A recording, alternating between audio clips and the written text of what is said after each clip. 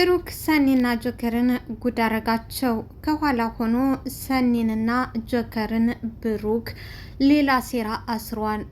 ሰላም ጤና ይስጥልኝ ውድና እየተከበራችሁ አድማጭ ተመልካቾቼ፣ ለዚህ ቻናል አዲስ የሆናችሁ ላይክ፣ ሰብስክራይብ፣ ሸር በማድረግ ጀምሩት። ለምታደርጉ አመሰግናለሁ። እንግዲህ እንደምናውቀው ብሩክ ከነ ጆከር ጋር የስራ ባልደረባ ነበር። ቀደም ሲል ጆከርና ብሩክ ነበሩ እዛ ድርጅት ውስጥ የሚተዋወቁት። በመጨረሻም ሰኒ ወደዛ ድርጅት ስገባ አንድ ነገር ተፈጠረ። እዛ ቦታ እየተገኘው የሰኒ የቀድሞ ባሏ ጆከር ነበር። ሆኖም ግን እነሱ ሁለቱ ብቻ ስለናቸው እንጂ የሚተዋወቁት ስለነሱ ባልና ሚስትም ሆነ ስለሌላ ነገር ማንም ሰው የሚያውቅ አልነበረ። ብሩክም እንግዲህ በዚህ አጋጣሚ ሰኒ ላይ አይኖቹ ሰፋሉ። ቆንጂትዬና የምታምረው ቁመተ ለግላጋዋ ሰኒ ላይ የፍቅር ዶብ ይልበታል። ከዚህ በኋላ በሌላ በኩል ደግሞ ጆከርም የቀድሞ ሚስቱን እዛ ሲያት ሌላ ውስጥ ይገባል። አሁን ፉክክር ውስጥ ገቡ። ግን አንድ ያልተረዳውና እያላወቀው ነገር የጆከር የቀድሞ ሚስቱ መሆኗን አላወቀም። እንዴት ጆከርማ ፈጽሞ እንዲያሸንፈኝና ጆከር እንዲወስድብኝ አልፈልግም፣ በአንድም በሌላም ብዬ ሰኒን የራሴ ነው ማረጋት አለና አሰበ። እንግዲህ ጆከርን ለማጥላላትና ጆከርን ምንም ያልተማረም እንደሆነም ለሰኒ ሊነግራት አሰበ። እሱ እኮ ምንም ሂሳብ ምንም የትምህርት መረጃ ሁሉ የለውም፣ አለቃ ስለሆነ ብቻ በጓደኝነት አሳልፎ ነው እዚህ ድርጅት ያስገባው በማለት ሊላት ሞከራ።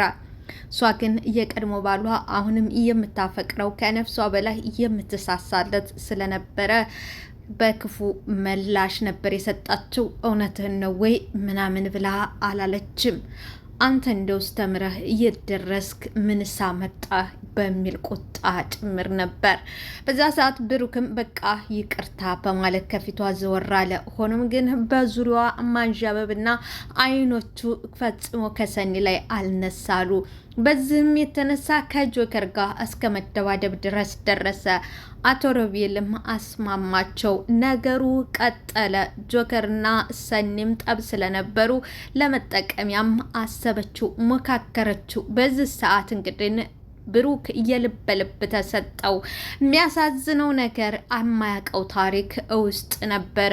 በአንድም በሌላም ሰኒ ፈጽሞ ጆከርን ከውስጧና የእውነት ፍቅር ነበራት። እሱም እንደዛው ያላወቁ አለቁ ነውና ነገሩ። ብሩክ አሁንም ሰኒን ይዞራት ጀመር። እንደውም እሷን በ15 ቀን ጠብታ አላረኳት እጅ ካላስገባኋት እኔ ብሩክ አይደለሁም በማለት እስከ መወራረር ድረስ ደረሰ። ይህንን የሰማችው ሰኒም እንቧ ከረዩአለች። እኔ እኮ እንደ ማንኛውም ሴት አይደለሁ በማለት ተቆጣች። ይህንንም የሰማው ጆከርም እንደዛው አንድ ቀን በአጋጣሚም ግንባሮቿን ሳመ። በዛ የተነሳ ጆከርም አበደ። የሆነ ሆኖ መጨረሻው ላይ ጆከርና ሰኒ ተስተካከሉ። ግን ይሄ ሁሉ ነገር ሲሆን ብሩክ የሚያውቀው ታሪክ አልነበረም።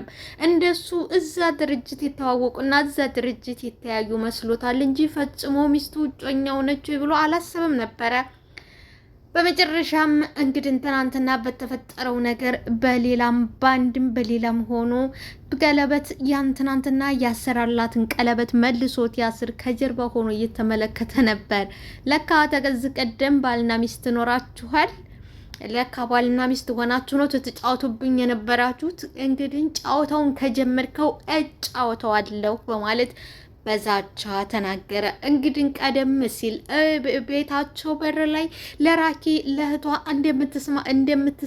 እንደምትሳሳለትና ከዚህ ቀደምም ወደ ድርጅቱ ሄዳ ብሩክን እያንዳንዱን ነገር እህት የሚደርስባትን ነገርና ምኮነውን ነገር ንገረኝ ብላ ስላለችው ይችን ነገር ያወቀው ጆከር በራኪ መወደዱን የማያቅ ይህንን እጠቀምበታለሁ፣ ይህን ነገር ለራኪ በማስፈራሪያ ጭምር ካልኳት በአንድም በሌላም ከጆከር ታለያየልኛለች፣ ያን ጊዜ እኔ የሰኒ ሆናለሁ በማለት በአሁኑ ሰዓት እንግዲህ በክፋትና ከኋላ ሆኖ እየተጫወተባቸውና እያስደነበራቸው ያለው ወዳጅ መስሎ ጥላት አቶ ብሩኬ ነው። ብሩኬ የጣፈው ደብዳቤ አጋጣሚ ሆኖ ሰኒ እጅ ነበር የገባው። ያ ደብዳቤ ትናንት ራኪ እጅ ገብቶ ቢሆን ነገሮቹ በጣም ከባድ ቢሆኑ ነበር። ሆኖም ከባድ ከመሆንም አልዘለሉም። ትናንትና እንግዲህ ለብዙ ወራት ተተነፋፈቁ፣ ለብዙ ወራት ተተቆሳሰሉ። በኋላ በድጋሚ ያን ቀለበት አስሮላት ነበር። ያን ቀለበት ሲያስርላት ብሩክ አይቶም ሆኖም ግን ያንን ቀለበት ሲታሰርላት በደስታ ፏፈሽ ያለችው ሰኒ ምንም እንኳን የተላከላት ደብዳቤ አስፈሪና መቼ ይፈጠራል እንዳለ ሆኖ ግን ድጋሜ ያ ቀለበት ወደ እጇ ከገባ ወዳ በደስታ ፈንጭታ ነበር። ሆኖም በደስታ በሀሳብ አዘንና ደስታ ተቀላቅለው ብቻ ሁለቱንም እያስተናገደች ያለችው ሰኒ ጆከርም ቢሆን መቼም ለማም ምንም አልሆንም፣ ያንቺና ያንቺ ብቻ ነኝ ፍቅር እስተ መቃብር በማለት ሆኖም ግን ከዚህ በኋላ አብረን አንታይም፣ አንገናኝም፣ በቃ ፍቅራችን በልባችን ነው አላት። ሰኒይም እኔ አልችልም እንዴው እየፈለገው ይሆናል እንጂ አልችልም ብትለውም ይሄ ለእኛ ደህንነት ሲባል ነው ይላል። የሆነ ሆኖ ብሩክ አይቷል። ጨዋታውን ይቀጥላል። ያንን ቀለበት ያደረገችው ሰኒ ተጣቷት አታወልቀው ወደ ቤት መጣች። እህቷም ለሷ ስለምታስብና ለሷ ስለምትፈራ ነው እንድትኖርላት እህት ነቻ። የሷን መጎዳት ሳይሆን የሷን መኖር፣ የሷን ስኬት፣ የሷን ደስታ ማየት የምፈልገው። ራኬ እቤት ስመጣ መሆንሽ ነው እህቴ። ምን ነው ፊትሽ ደህና አይመስልም፣ የድካም ስሜት ይታይብሻል።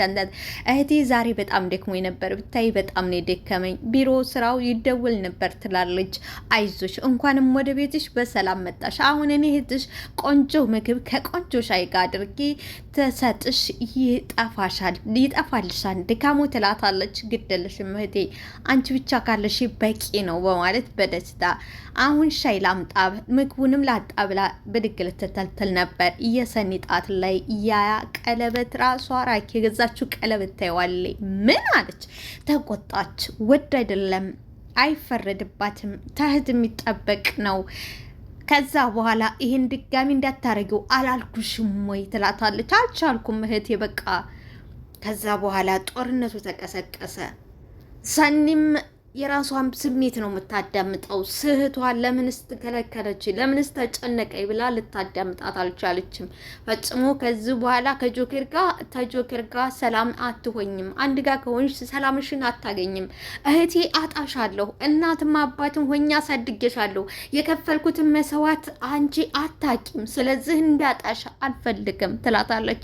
ከዚህ በኋላ እኔ ስለ ራሴ ወስናለሁ እንጂ እህቴ በይኔ ህይወት ልወስኝ አቺም አንቺም ወስኝው ውሳኔ ህይወትሽን እያሳጣሽ ነው፣ ጥሩ ደረጃ ላይ እያደረስሽ አይደለም፣ ባክሽ ብትላት የራስሽ ጉዳይ በማለት ፈንጥቃት ትወጣለች። ነይ ቁጭ በይና እናውራ ብትላትም ፈጽሟለች።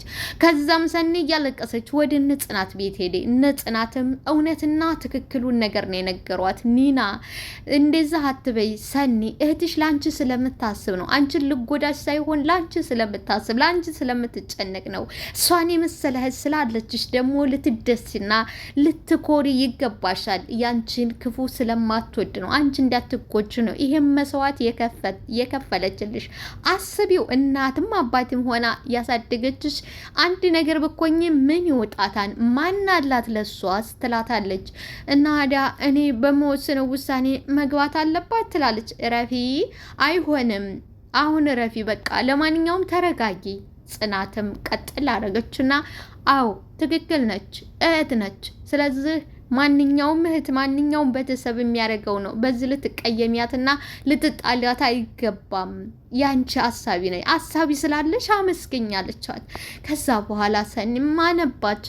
በሌላ በኩል እንግዲህ ጆከርም ለቅዱስ ይነግረዋል። ቅዱስም ትክክል ነች እኮ ራኪ አይፈረድባትም። አንተ በዙሪያ ያሉትን ጥላቶች የምታረገውን ነገር አድርግ። ጥላቶች ምንድን ነው የሚፈልጉት? አስተካከል። ራኪ እቷ እንዳታጣት ነው። ይሄ ደግሞ ማንኛውም ሰው የሚያደርገው ነው። ራኪ ላይ ብቻ አትፍረድ። በራኪ ቦታ ሆነ አንተም አስብ አለው። እንግዲህ የሆነ ሆኖ አሁን ሁሉም ጦርነት ራኪ ላይ ሆኗል። ራኪ ትክክል ነኝ። እናንተስ ምን ትላላችሁ? መወዳችሁ ማከብራችሁ ቤተሰቦቼ ላይክ፣ ሰብስክራይብ፣ ሼር አድርጉልኝ። ለምታደርጉልኝ አመሰግናለሁ። ራኪ ተሳስታለች ወይስ ትክክል ነች? ከማንኛውም እህት የሚጠበቅ ነው። ምክንያቱም ደስታዋን እንጂ ተዝህ መጥፎ ነገሩን አትችልም። እህት ነች።